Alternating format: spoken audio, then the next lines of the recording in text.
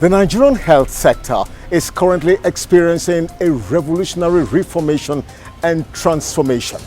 And so the Federal Minister of Health, in this second part interview on Talking with the Minister, will be giving us a deep insight in this regard. When I came here, this situation significantly led to the twin problem of the breakdown of the amount established to have been stolen and laundered. What the federal government is doing is to provide.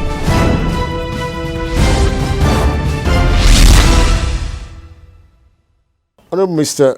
Nigerians would like to know what efforts and proactive measures have your ministry taken to ensure adequate supervision and control of health facilities, governing boards and government health agencies in the country. This is actually one of your major functions as a ministry. Yeah, correct. Yes, and that is probably one of the most challenging because we have a lot of the institutions you are talking about. If you put all the hospitals together, it's nearly 60 and growing. If you add all the agencies onto it, it's going to 90 something. And most of them have governing boards who are supposed to do exactly what we are saying now on behalf of governing boards. Look after the affairs of those hospitals or agencies they are supposed to be governing. But nevertheless, quite a few things slip between the cracks, which the ministry has to then address. And I do hope that the initiatives we are working on, which we have tried to put together, will soon be brought into the forefront to carry out reforms in these areas, to have a more efficient system, a system in which there is more confidence, people have confidence in, that has better trained, at least better motivated functionaries, not only doctors, but also nurses, pharmacists, etc.,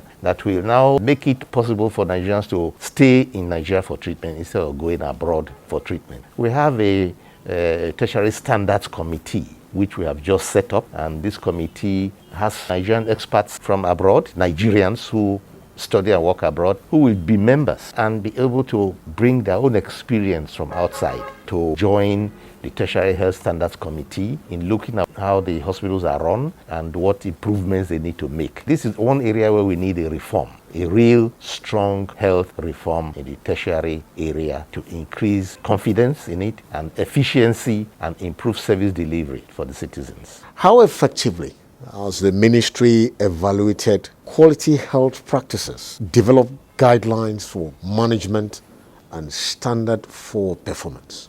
Yes, we do that periodically. In the first place, we have a National Strategic Health Plan, which provides the guidelines, the 5 pillars and 15 priorities that sets where we want to go. We have National Health Policy. But this is one area where it is not only the federal government that is involved.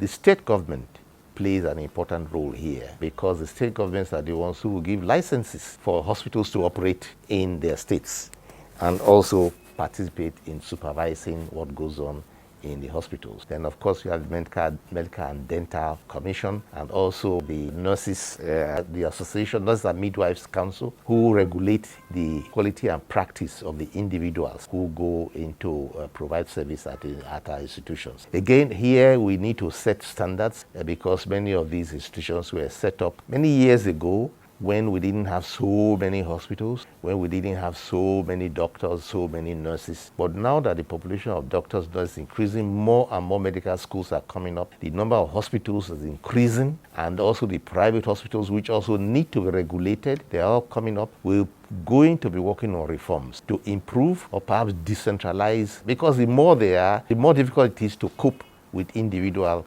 institutions. So we may need to decentralize, we may need to review the way we go about regulatory activities of hospitals. There's so much Herculean task ahead to actually put the health sector in proper shape.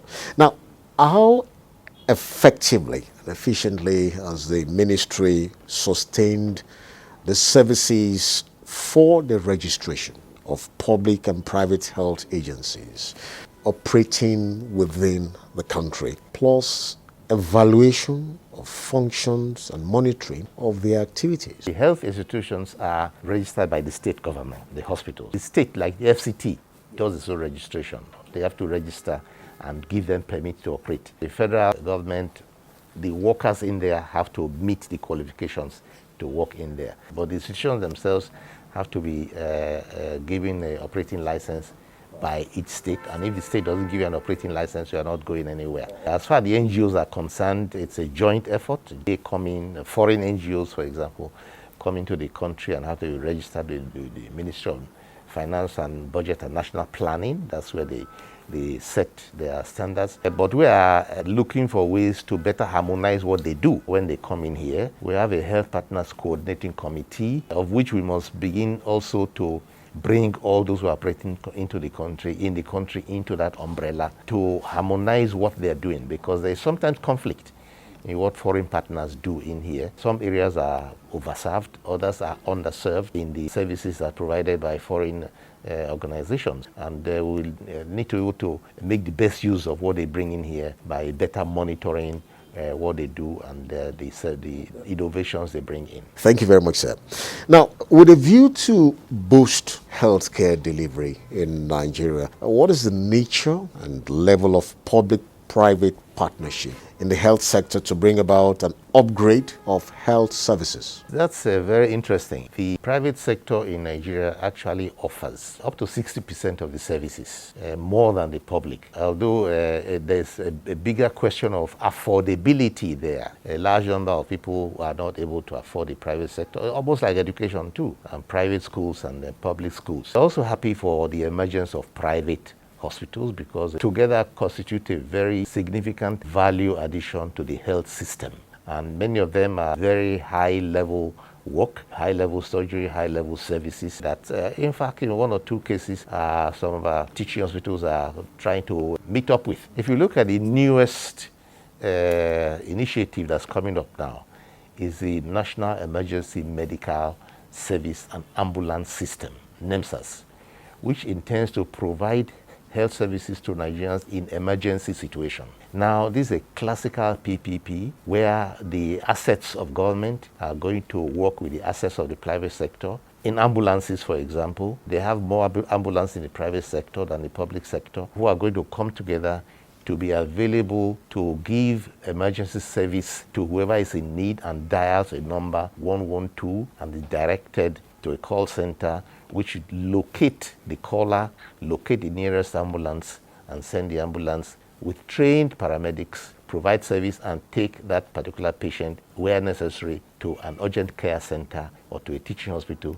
to give them treatment and then refer them to a definitive treatment spot. Now, we're working there with the private sector in a unique way. It's innovative, and for every one of these services, the person who's receiving the service will not be charged at point of care. It will be paid for by this system. That will save a lot of lives, because the argument about who is paying for you will be removed. And the fund is being created to assure the beneficiaries, and the health providers, they are assured that they will be paid, which is the special point about this program. Data is quite important when it has to do with healthcare delivery, especially for a country with huge population. So to what extent has the ministry developed capacity for the purpose of generating evidence-based data and information for health policy, possibly in order to strategize plans for development and proper implementation of the health policy in Nigeria? That is very important, and that is helping us a lot in this disease outbreak. But we have the National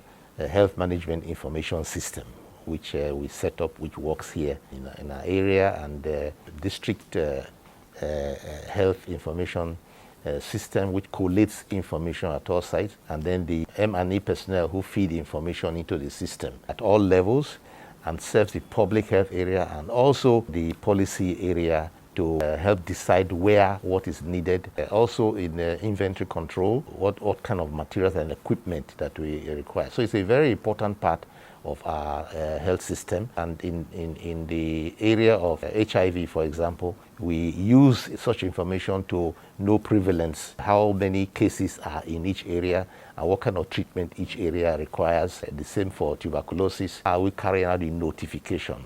Where have I seen a case of tuberculosis and put them on that treatment?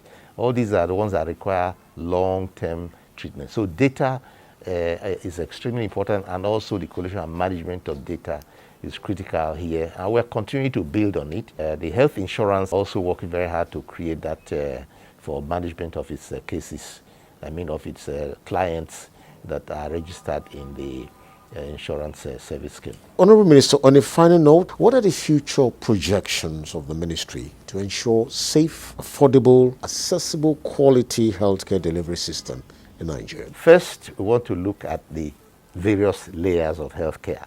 First is the community health based on the primary healthcare center. That is to say, the infrastructure, the human resources, the equipment, and then the commodities and wherewithal to run primary healthcare system efficiently.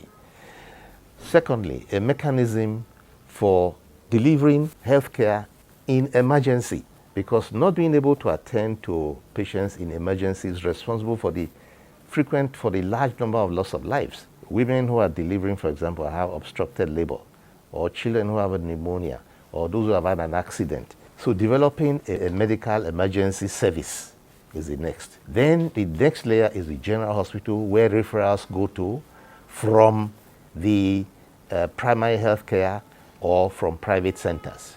And finally, a reformed tertiary hospital system that functions efficiently, respectfully, and treats their patients with dignity and productive, that we have such confidence that nobody wants to go abroad for treatment again.